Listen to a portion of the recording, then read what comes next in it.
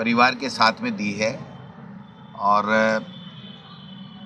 उस महान क्रांतिकारी स्वतंत्रता सेनानी और किसानों के, गरीबों के, सर्व समाज के जो मसीहा के रूप में पूरे राजस्थान में उन्होंने काम किया और एक उस वक्त में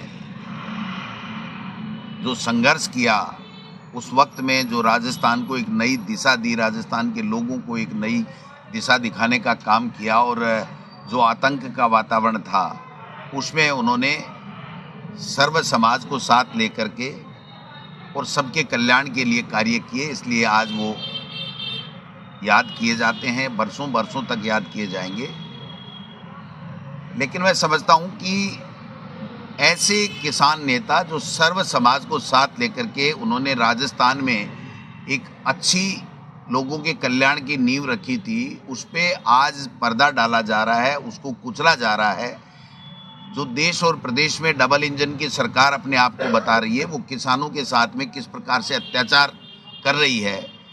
जो केंद्र की सरकार हो, 3 काले कानून ला करके किस प्रकार किसानों को प्रताड़ित करने का काम किया, उनको आतंकवादी, उनको पता नहीं किन किन नावों से उन्होंने अलंकार लगा लगा के डकैत, चोर, उचंगे, पता नहीं क्या क्या कहा।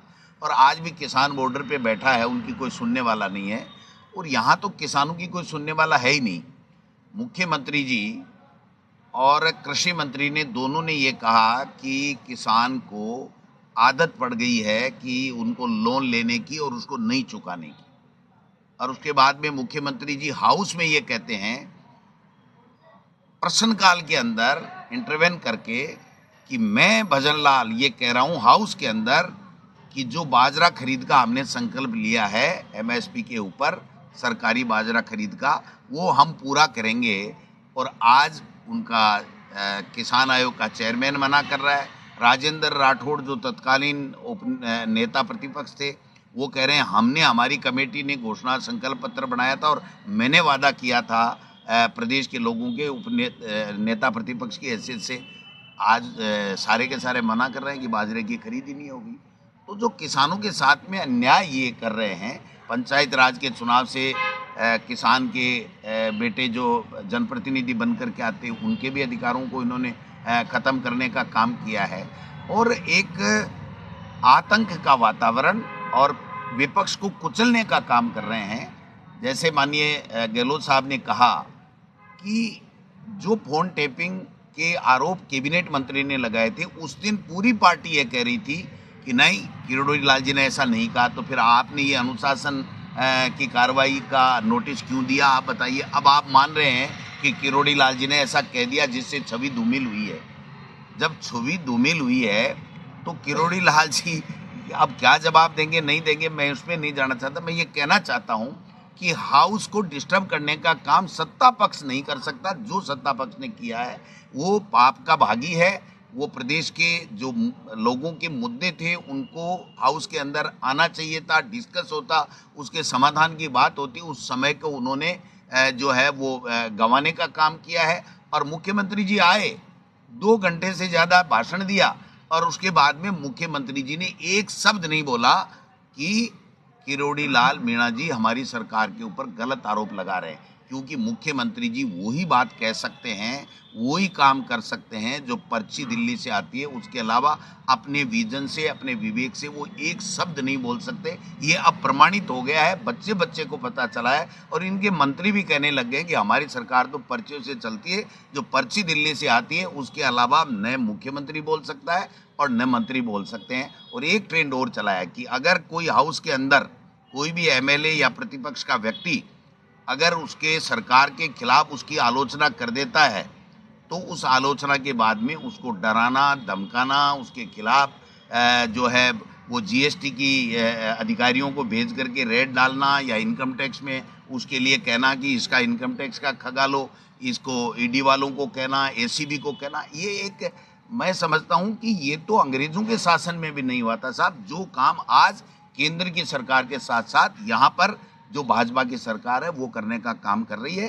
प्रतिपक्ष जनता की आवाज उठाता है, उसका अपना कोई काम नहीं होता। और प्रतिपक्ष जब तक सही तरीके से काम करेगा तभी लोकतंत्र जिंदा रहेगा, वरना तो हिटलरशाही आ जाएगी। और ये हिटलरशाही ला करके और लूटो खोसो खाओ मौज उड़ाओ, ये जो संस्कृति है भारतीय जनता पार्टी के लोग लेकर के आए, ये प्रदेश के लिए घातक है। तो ऐसे एक स्वतंत्रता सेनानी के इस जयंती के अवसर पर हम सब कांग्रेस के लोग संकल्प ले रहे हैं कि हम लोग इनसे डरने वाले नहीं हैं, इनसे घबराने वाले नहीं है। प्रदेश का जो भी युवा, नौजवान, किसान, दलित, पिछड़ा, महिला, बेरोजगार, सबकी आवाज़ बन करके, चाहे हम जेलों में जाएं, चाहे हमें कुछ भी वो लोग करें, इतना भी प्रताड़ित गलत रूप से करें, लेकिन हम डरने वाले नहीं। हम लोग मुकाबला करेंगे और इनको हटा के रहेंगे। तो विकास चौधरी हैं किशनगढ़ से विधायक, उनके मित्र के यहाँ गए हैं और जिस दिन उन्होंने जो विधानसभा में बोला था किरोड़ी जी को और भजन लाल जी को लेकर के, उसके बाद में 20 लोगों की एक टीम गई है और टीम ने जाकर के उनको धमकाने का काम किया है कि अपने मित्र को समझा देना, दोबारा ध्यान से बोले। मैं बड़ा ऑथेंटिक रूप से ये कह रहा हूँ, प्रदेश अध्यक्ष होने के नाते मेरे पास 10-15 एमएलए कल आए थे। मैंने उच्च अधिकारियों से भी बात की थी कि ये परंपरा ठीक नहीं है। इस तरीके से अगर प्रतिपक्ष को आप डरा के धमका करके और अपना अगर भ्रष्टाचार करना चाहते हो तो ये चलने नहीं दिया जाएगा। जनता खड़ी हो जाएगी और इनको पता नहीं चलेगा ये कहाँ गए। 7 करोड़ की बजरी प्रतिदिन चोरी होने का आरोप किरोड़ी लाल जी लगा रहे हैं, फोन टेपिंग का आरोप किरोड़ी लाल जी लगा रहे हैं, एसआई भर्ती के अंदर निर्णय नहीं लेने का आरोप किरोड़ी लाल जी लगा रहे हैं, और जो उनका कैबिनेट मंत्री है वो आरोप लगा रहा है। और अगर प्रतिपक्ष पूछ रहा है तो उसको डराने का काम एजेंसियों के द्वारा किया जा रहा है। ये कब तक चलेगा? किरोड़ी जी ने तो जवाब दे दिया, लेकिन क्या 5 पेज का है, सदन में जवाब मांगेंगे या मुद्दा खत्म हो गया? यही कौन नहीं एडमिट कर लिया ना कि मेरा फोन टेप हो रहा है और मैंने बोला है। मेरा सार्वजनिक रूप से बोलना गलत था, जो मैंने मीडिया से सुना है, लेकिन उन्होंने एडमिट कर लिया कि मेरा फोन टेप हो रहा है। तो फोन टेप हो रहा है तो फिर कार्रवाई जो भी सरकार करे, देखते हैं क्या होता है। जवाब सरकार से मांगेंगे, क्यों नहीं मांगेंगे?